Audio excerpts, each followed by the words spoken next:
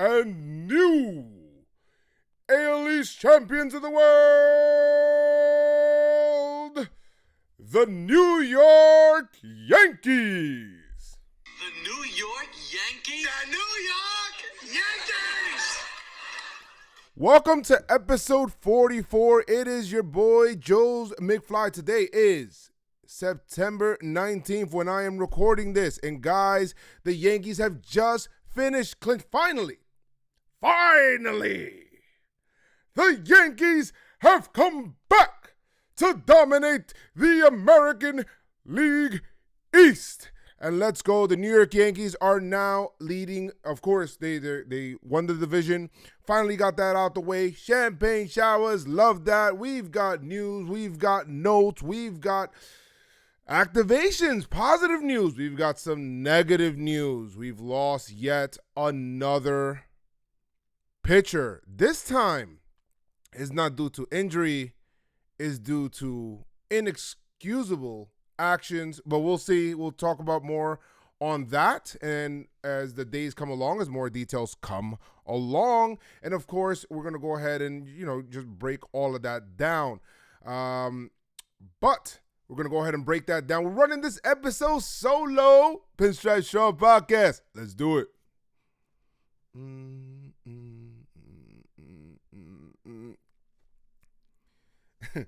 All right, man. It's kind of weird doing this alone, but you know what? We got to do it. It has to keep moving, and I cannot pass up this episode. Welcome to the Pinstripe Strong Podcast. It is your boy, JoezMcfly, joined by no co-host this time. I am here by myself. Somebody's either sick, tired, or drunk, and that is probably my three possible co-hosts for tonight. So I decided to say, you know what, I'm going to go ahead and record this alone, and that's what happened there. So, I got to make sure we keep the truck moving, especially this time around where the playoffs and everything is happening. We're going to go ahead and be able to do that. So I'm super excited right now. Yankees clinched the AL East. Make sure if you guys haven't, if this is your first time on here listening to the podcast, first of all, thank you. Hello. Thank you for supporting. Make sure you do subscribe, right? And then click on that notification so that way you can be able to receive actually more content and more podcasts as they come out.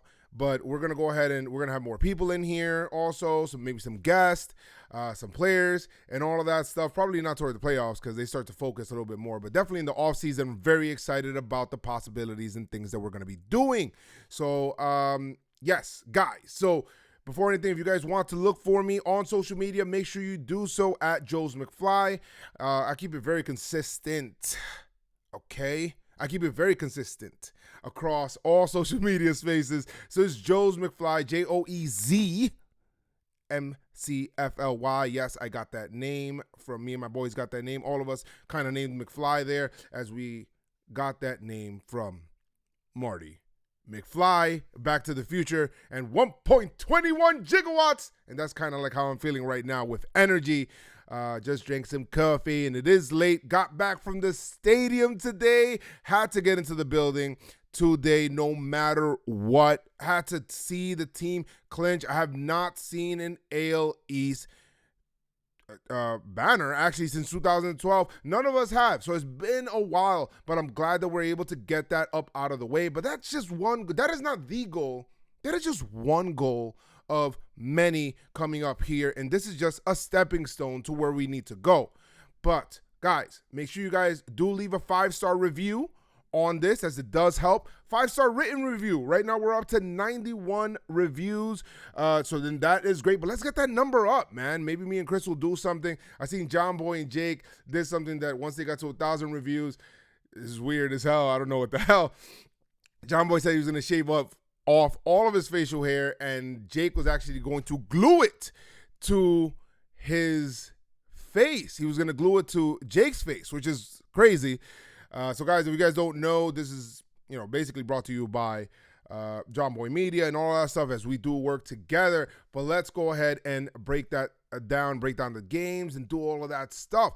Guys, whole bunch of news and notes. I'll start off with the good news. Severino activated on Tuesday's game. Giancarlo activated. Edwin Encarnacion, and he had a good game, by the way. So did Severino. So then that's the good news. Good news on the Edwin Encarnacion front, as he is swinging a bat underwater and even doing dry swings. So then that is good. They have not begun to hit on a swing, but the man does know his body. Edwin Encarnacion.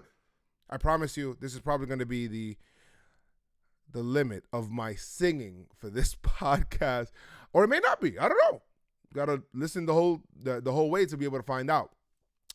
Gary Sanchez, we don't really know what he's doing. He has not swung a bat yet, but he is recovering nicely from what they are saying.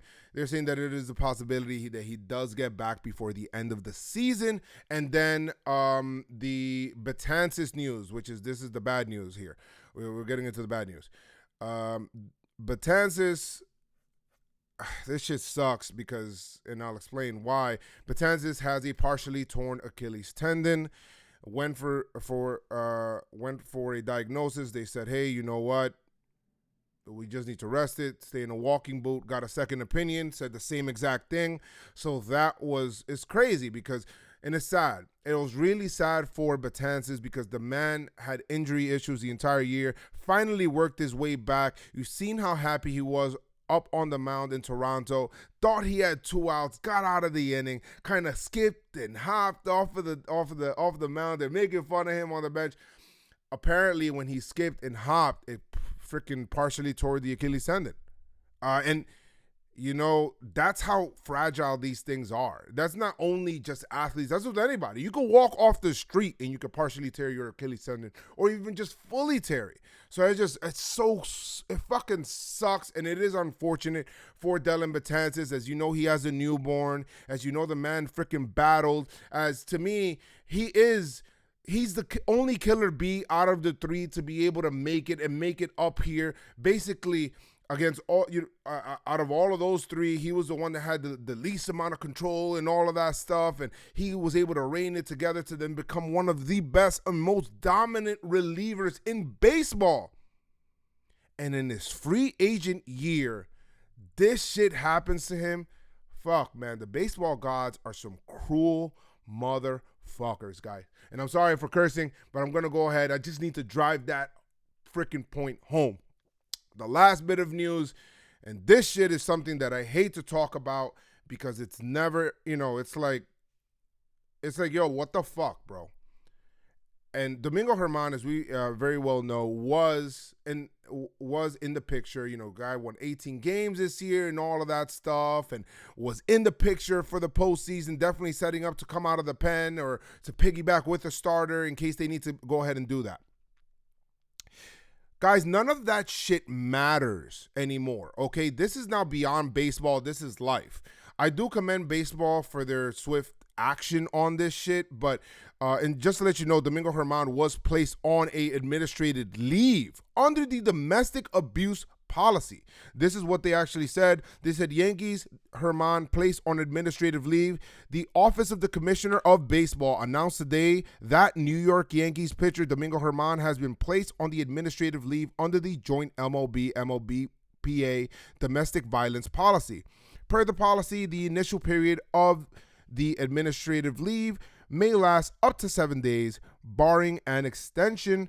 Then it says here, Major League Baseball's Department of Investigation has commenced an investigation into the matter that led to the placement on the administrative leave.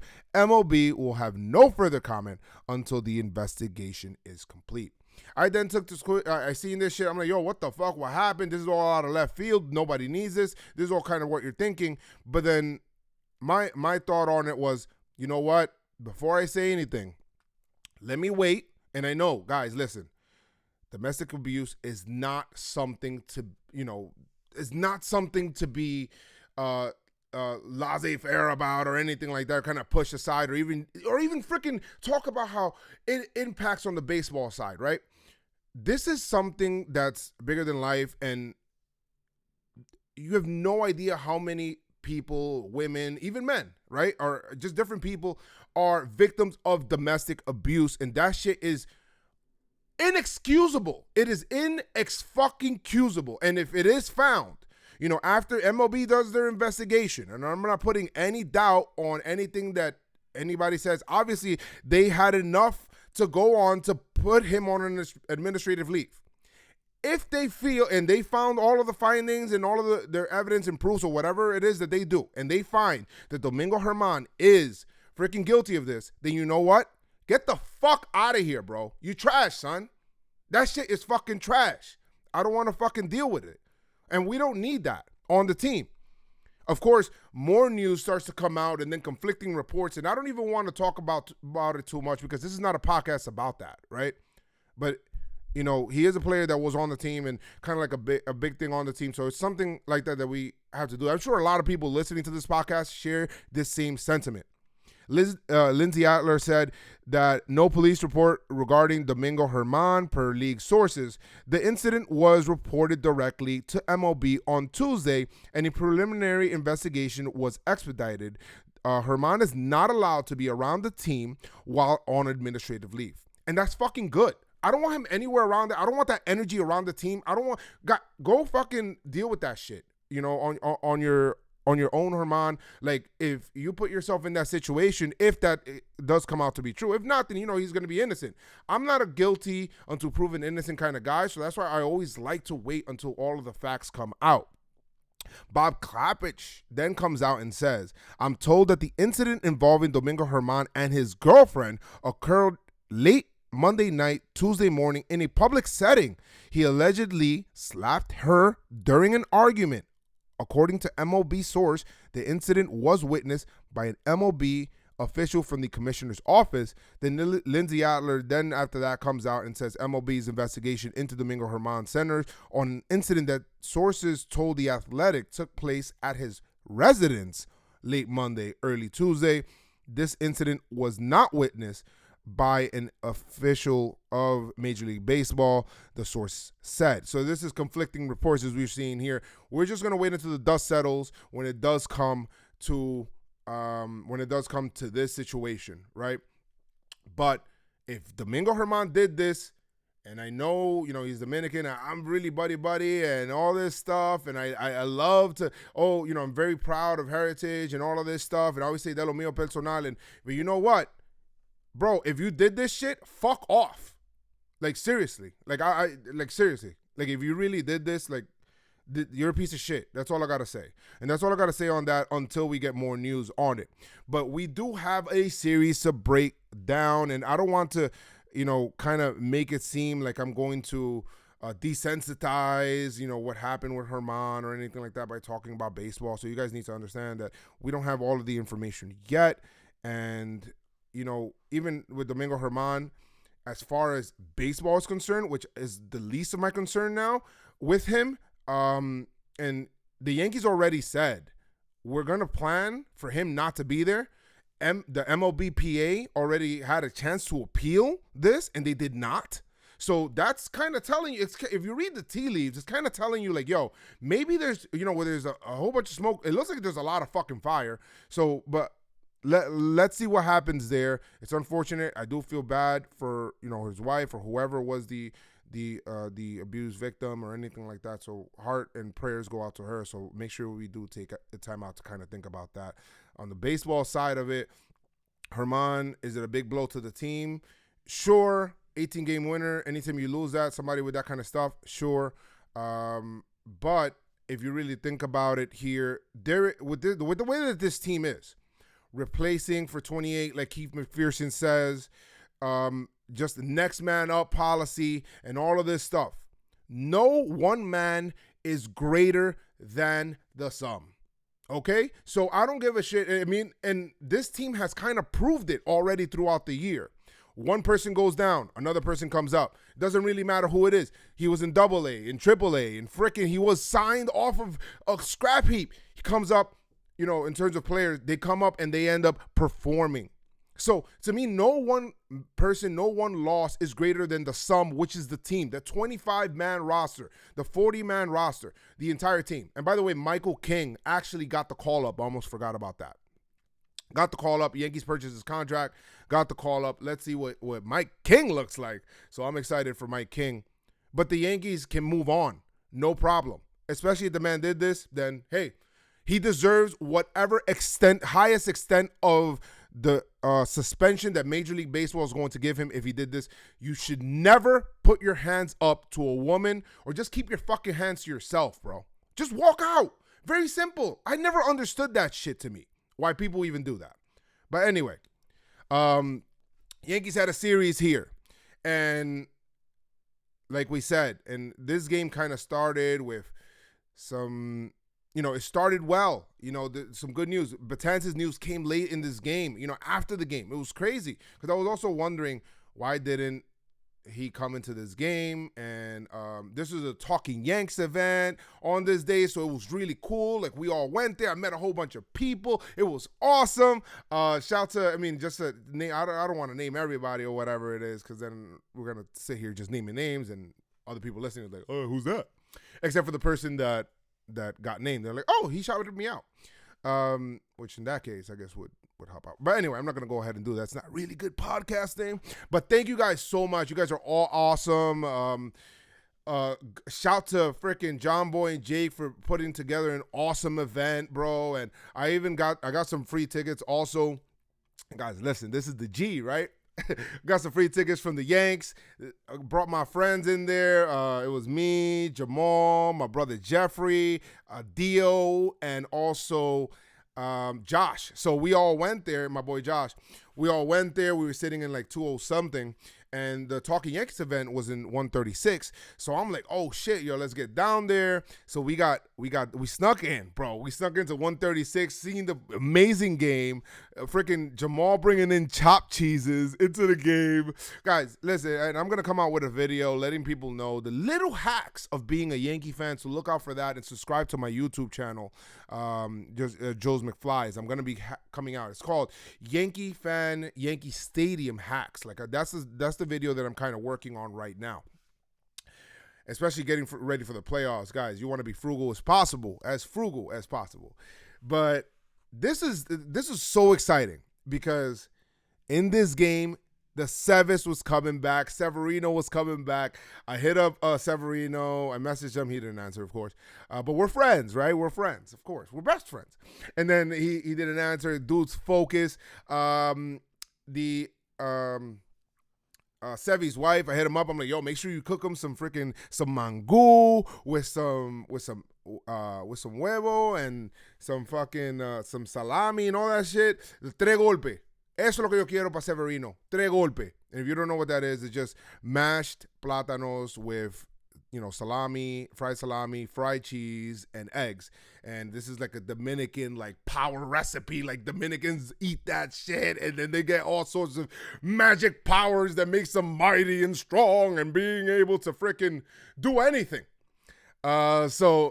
She said, yeah, I'm already on top of it. I made it. Boom, boom, boom, boom. She freaking showed me the plate or whatever, and she actually gave it to Severino. I said, yo, fuck that diet.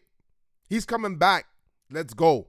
Sevy. And Sevy would come out and he would perform very well. Severino was awesome on this day and just looked really good. Looked really sharp. Was hitting 90. I think he hit 98 on the gun today. So that shit was crazy. He threw, I'm going to go ahead and get into that. But he did, in terms of the pitches, he threw, I think he hit 98.8 miles per hour. Let's go ahead and get into the scoring real quick. Bottom of the second inning, Gio singles, Gleyber scores, 1-0 Yankees. Killer Cam comes up and he hits an RBI double that scores Voit, 2-0 Yankees. Bottom of the fourth inning, DJ LeMahieu, who's been hot and gunning for that freaking batting title, especially down the home stretch. He's getting hot, guys. Remember we had that little stretch where he was getting trash and all that shit? Not anymore. He's broken out of that, and hopefully in the right time as the playoffs are set to begin. DJ singles, Gio scores. Gio scores. DJ singles, Gio scores. Gio dude. It's stupid. I'm over here talking alone. Anyway, so 3-0 Yankees. Didi doubles, 2 score. Didi, that was a clutch hit right there from Didi where he ended up pulling that, making it 5-0 Yankees. And then Gleyber Torres homers. And that is his 38th homer of the season, 90 RBI for the 22-year-old. 8-0 Yankees, just like that. And I know some people don't, why you got to keep mentioning 22 or whatever it is. Listen, even though there's a lot of other 22-year-olds doing things around the league, people like Acuna, and he's 21, by the way, and people like just people around the league that are young or younger than him, it still doesn't stop the fact that and let's not get jaded by that. That's how I look at it. Because we've seen how long, and I get why people mention it. Now, mentioning it all the time might be overkill after everything he does. Oh, he's 22. I get that. That's maybe overkill. But it is a constant reminder. First of all, it's very difficult to find very young players that are going to perform at a high level. Just because it's happening recently here, we've seen how many years it took before the Yankees got this freaking gem of Gleyber Torres. Okay, so let's do that. All right, let's put that out there. Gleyber Torres has been freaking awesome this year. Especially for his age, his poise, maturity, what he has improved from last year to this year, tackling 2 different bases, especially covering for Didi at shortstop, second base, and he's been able to do that at those 2 positions, those 2 demanding positions at his age, a lot on his plate, and to hit 38 fucking homers, that is spectacular. Spectacular. But it's just a great job right there. It is, I'm happy about that when it does come to that. By the way, a stat on Gio. This is from Katie Stats. Yankee Stats from Katie Stats.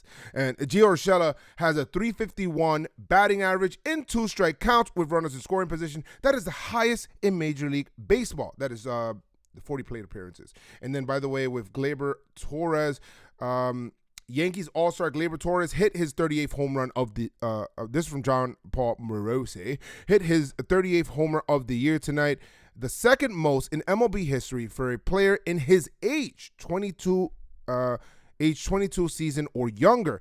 With 70 plus starts at shortstop, he trails only Alex Rodriguez with 42 in 1998, and that's still within striking distance. We still have 8 games left. So Gleyber Torres, let's go. And then we had in the bottom of the 8th inning here, we also had bottom of the 8th. Bottom of the 8th inning, DJ Singles, 59th multi-hit game. Great job, DJ. Go DJ. That's my DJ. Hey, go DJ. That's my DJ. Let's go. That's what I'm talking about. Yankees win 8-0. 99 wins on the season. Great shit right there.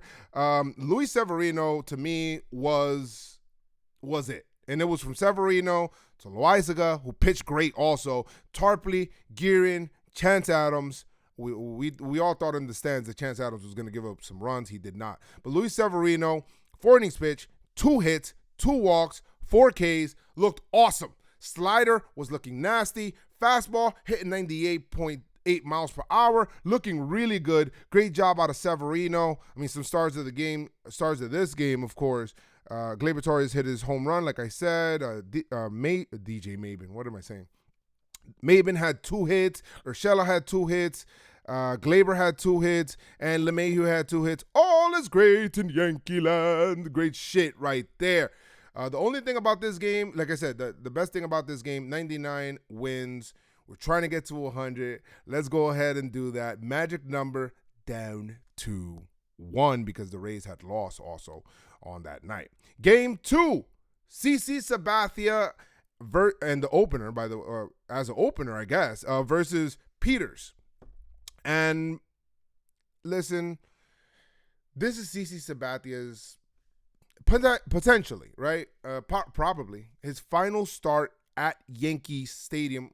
Well, in the regular season, 100% for sure. He's going to retire after his 19th season. Speaking of the number 19, keep that number in mind, and you'll find out why later on in the podcast. So that is a teaser, so you can stay in listening to the rest of it. But CC Sabathia opens up, and he's out there. It is his last start, of course, and it's very emotional. He goes out there, has an inning unscathed. Second inning looks really good. Third inning, the wheels just kind of fall apart. That's just where CC's at right now. You know, it's unfortunate. You know, you want to see him go out 7 strong. You know, all of that stuff, but. CC is a guy that I have a lot of respect for. He gives it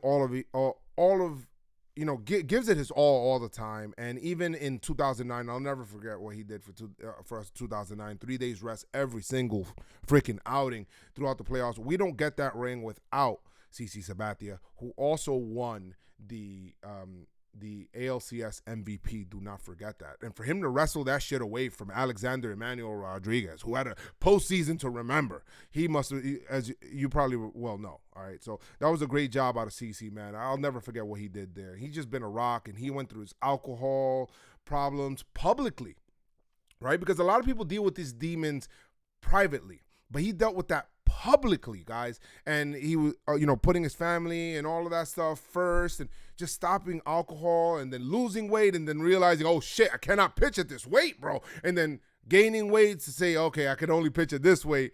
The knee issues that he battles through, the fact that on a 1 to 10 scale, the man still takes the ball when he still feels a freaking pain scale, 8 on that pain scale.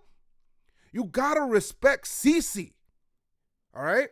Gotta respect CC. So CC is a fucking man. And yo, let's go out there and fucking win this shit for CC, bro. He goes out there, and that top of the third inning was a bit rough. Pujols singles, Fletcher scores 1-0.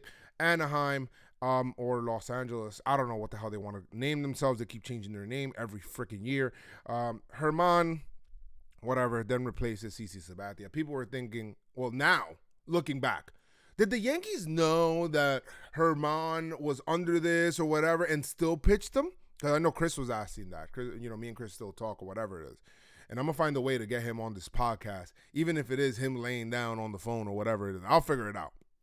But it did come out that the team was actually told today on the 19th, as well as, that this is what's going to happen. He was going to be placed on this leave. The team did not know anything prior to this, so that's what it is.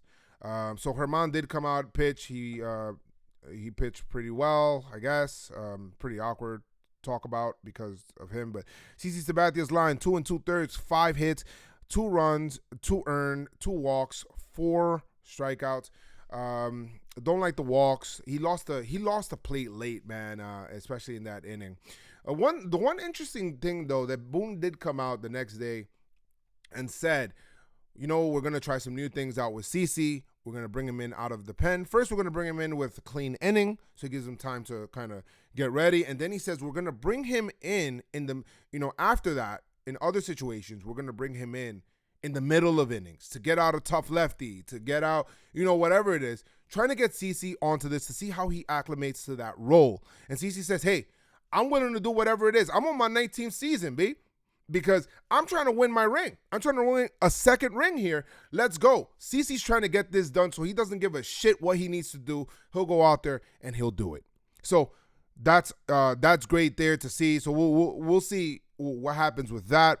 After Herman, then comes Ottavino, which this is to me is definitely the series of the game, and I think Ottavino's going to be getting an award later on because of these shenanigans. Like, what the hell's going on here? So CC was down 2-0. Damn, is he going to be tagged with a loss in his final start at Yankee Stadium? Aaron Judge says, nope, fuck out of here. Bottom of the third inning, hits a 2-run shot the opposite way. Top of the 6th, a run scores on an error by Otto, and I'll get into that in a bit because that shit was silly. That was crazy. Yankees ended up losing in this game 3-2, and they're lucky that they only lost 3-2 because Anaheim had a bunch of base runners in this game, bases loaded a bunch of times, but thank God that they suck. And yeah, they're fortunate. I think David Cohn, that's what he said in the broadcast. They're fortunate that they are only down that amount. So that's what was happening there. So the offense did not really do anything. We gotta tip the cap to the Angels. bullpen and the Angels pitchers, as they did pitch pretty well. I'm gonna be very honest. Pitched pretty well, kept the Yankees off balance. Major League Baseball, while we're not supposed to be losing to these kind of teams, of course you don't want to be, but it's baseball. You can lose to any team or any given night. Every pitcher can have their stuff, and that it is what it is. The significance in this game, of course, CC. Giancarlo would come back to make his return in this game. So G looked really good, actually.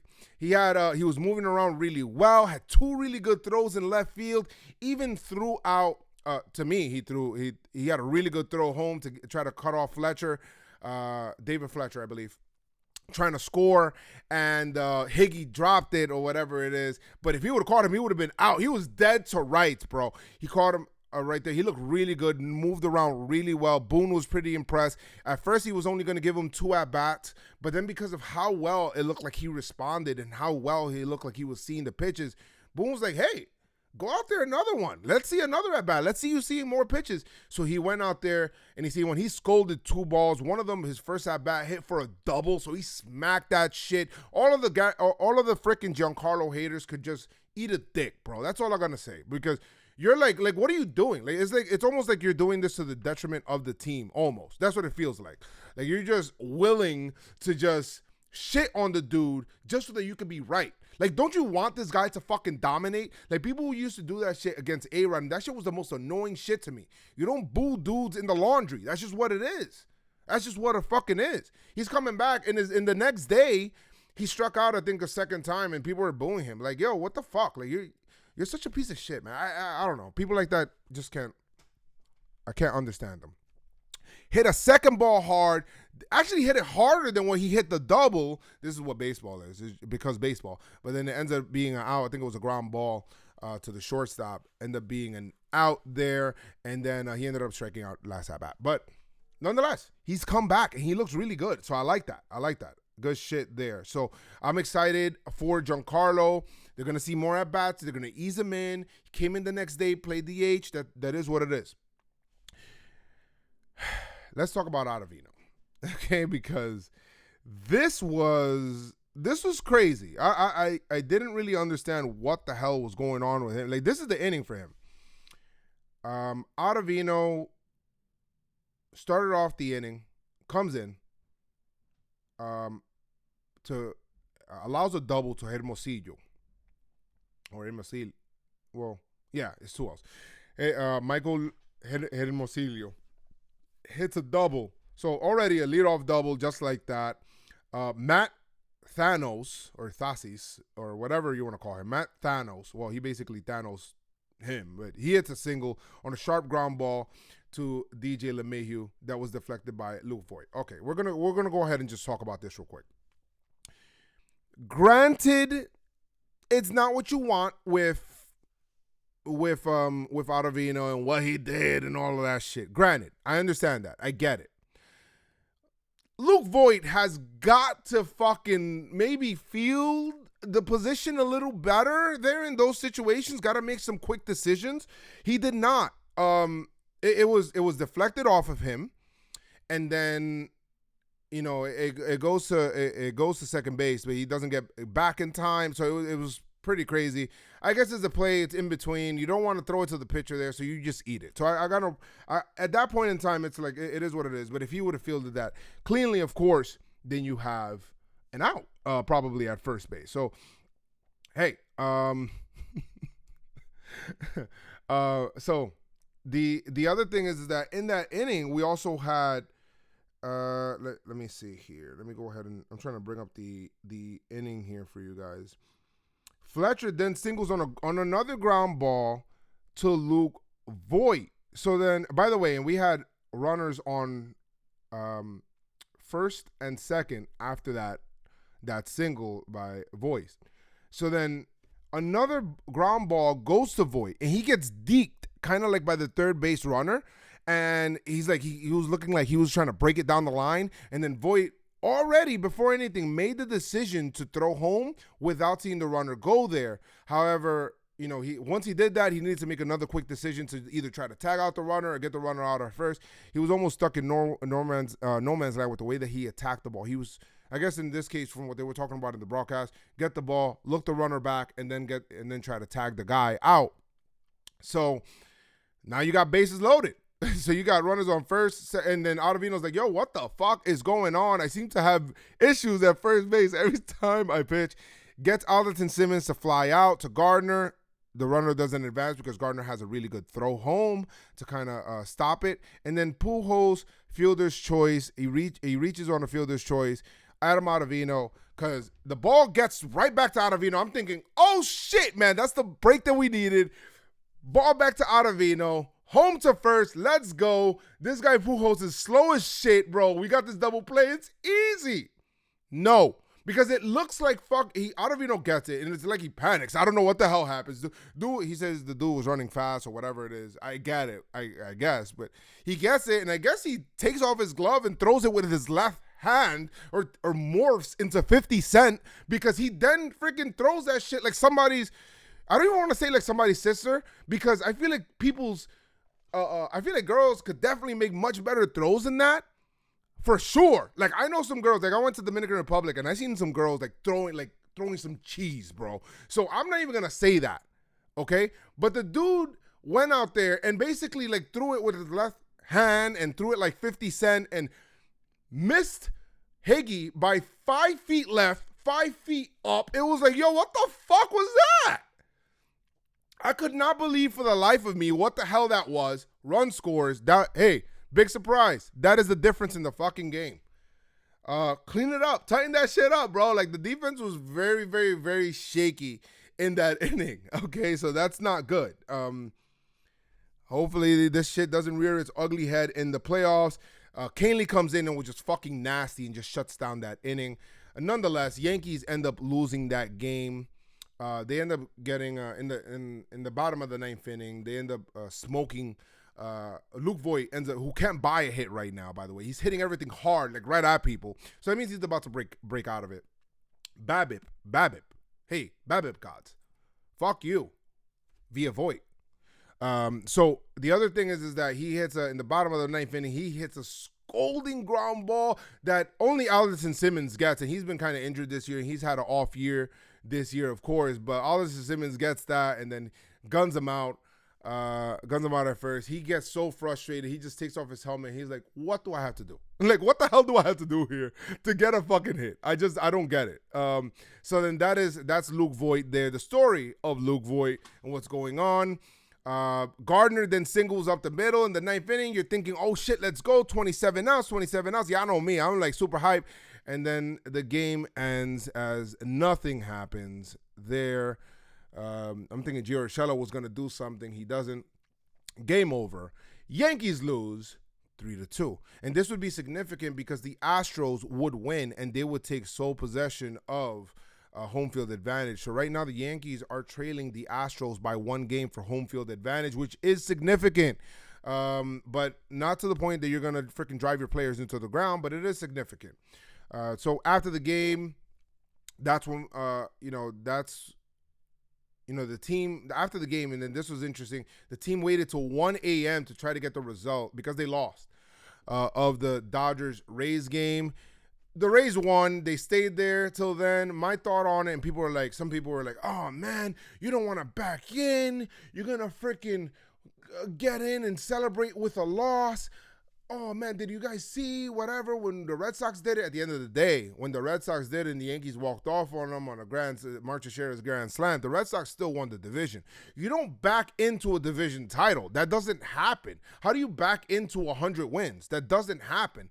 The Yankees, now, is it nice? Is it better to clinch it on your own terms where you did it? Yes, and it was set up properly for them to do it. Yes, I fucking get it. I get it. But are you telling me you're going to tell this team that has suffered all season long with injuries and fucking stupid shit happening and people getting injured by fucking getting up out of bed, basically, like crazy stuff, people coming back, everybody's thinking, oh, we got our team together, and then the next day somebody gets hurt and somebody gets injured, we lose another person for the season, people coming up and performing, and next man up, and you're telling me you want to tell that fucking team after 150 some odd games you can't fucking celebrate?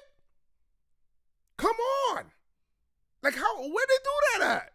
Let him fucking unwind. Let him decompress a little bit. What's the problem with that? I saw no problem with it. However, I mean, staying there till 1 a.m., you got a game the next day. I could imagine if they did celebrate. And Kenley Jansen, all you do is fucking blow and saves, motherfucker.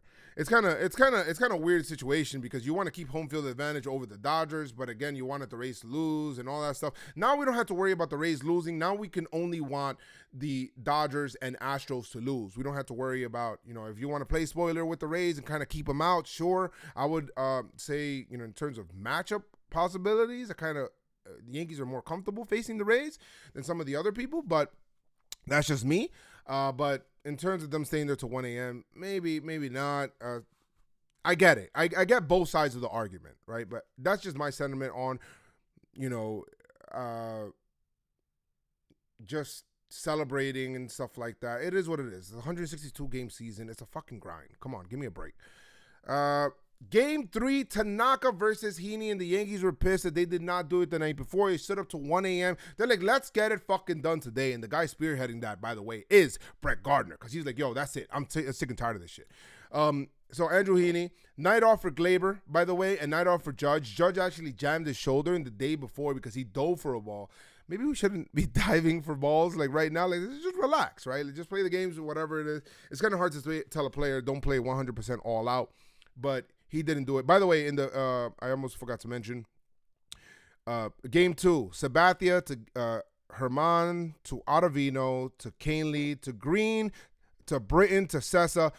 Green, Britton, Sessa, and Canely looked amazing. They look great. Between all of them, they actually had 8 strikeouts between those 4 guys. So that was awesome out of them.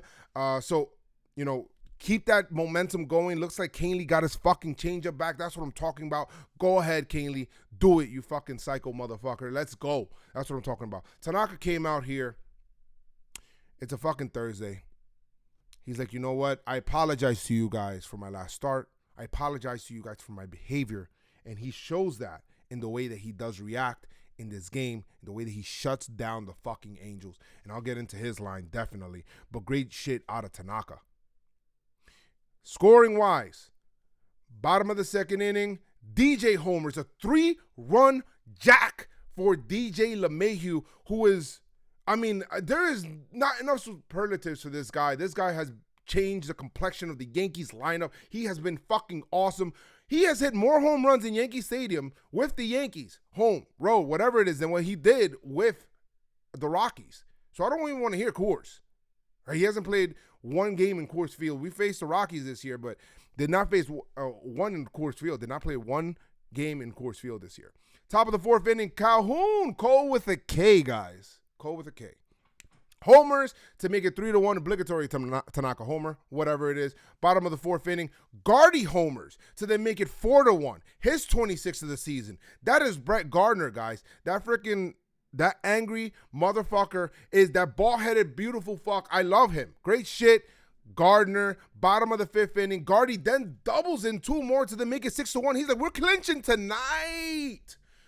The Rays were off. We don't have to stay anymore for a freaking loss. We're going to clinch tonight. I'm trying to pop bottles. Let's go.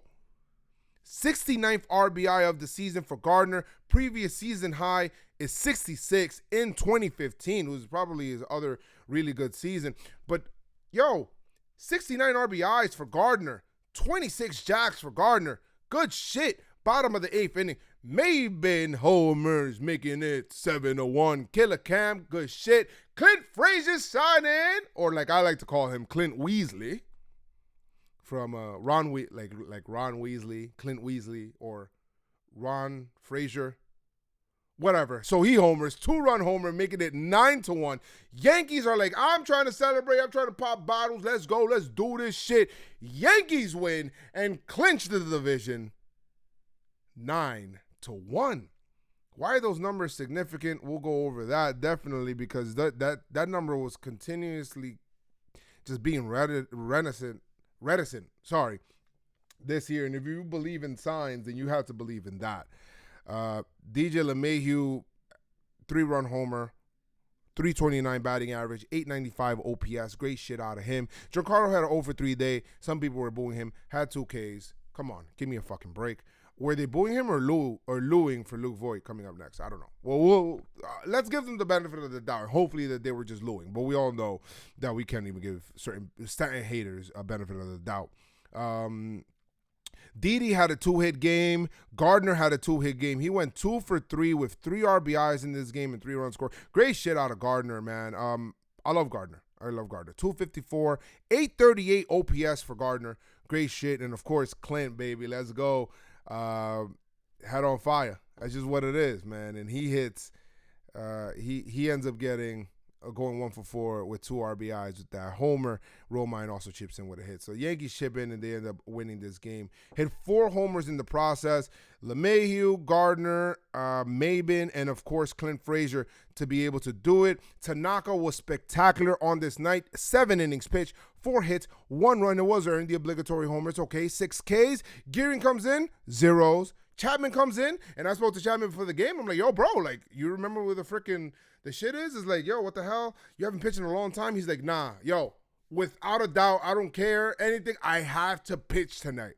And he pitched tonight. He was nasty. Chapman was nasty. Great shit, and we need this Chapman. He's been very good this season. 1 inning, 1 hit, 2 Ks in this inning. Struck out the last batter, stood there while we all celebrated. Good shit. Chapman, 2.28 ERA.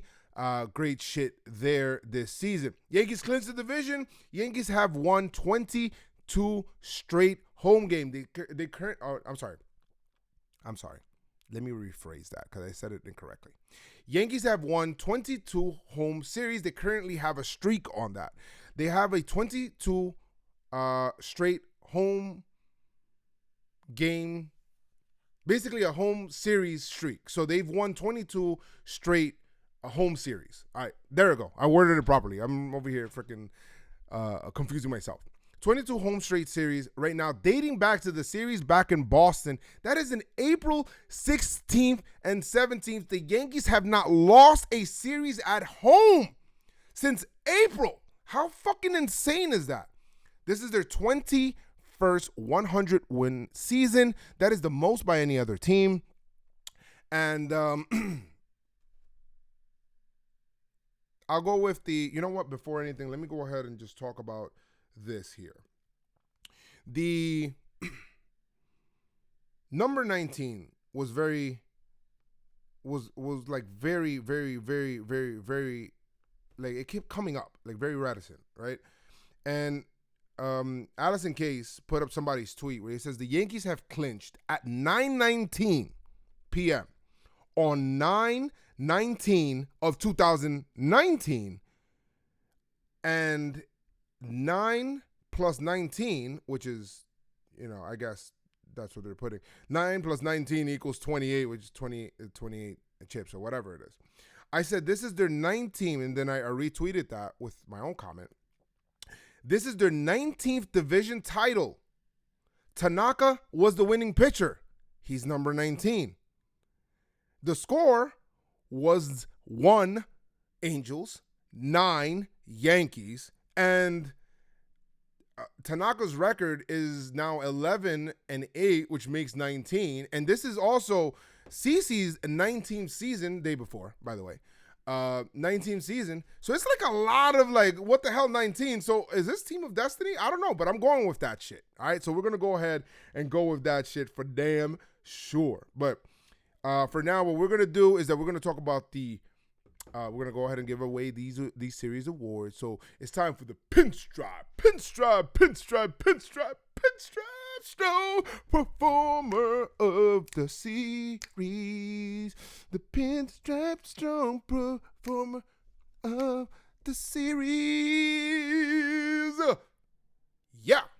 I told you guys that I may still sing, but sorry about that. Sorry, but not sorry. I don't care. I'm going to take this time to finally do it. Pinstripe Strong Performer of the Series I'm going to go with Gardner, man. 5 for 11, homer, 3 RBIs, 455 batting average in this series. It's too much of a small sample size to talk about batting average, but great shit out of Gardner. I'm only going to give it to him. And of course, DJ has some really good numbers in this series too. Had 4 RBIs in this series. So definitely kudos to him also. But Gardner said, you know what? That's it. And he's played every fucking game.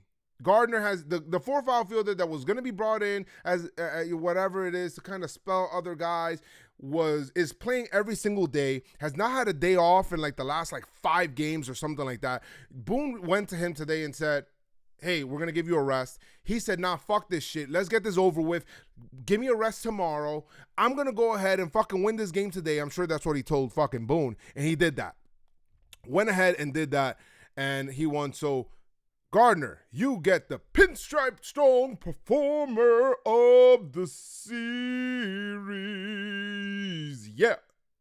So good shit there out of Gardy. Gardy party. Never get tired of that. So the next thing, and this is always funny to give because we have to give it. We have to give it to somebody. And you know what? For this series, this guy actually deserves it. So we're gonna do the, we're gonna go ahead and give him the you trash.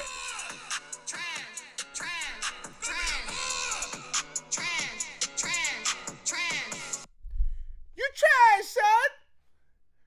The person getting you trash for this series is Adam Ottavino, as we directly lost because he forgot how to throw home.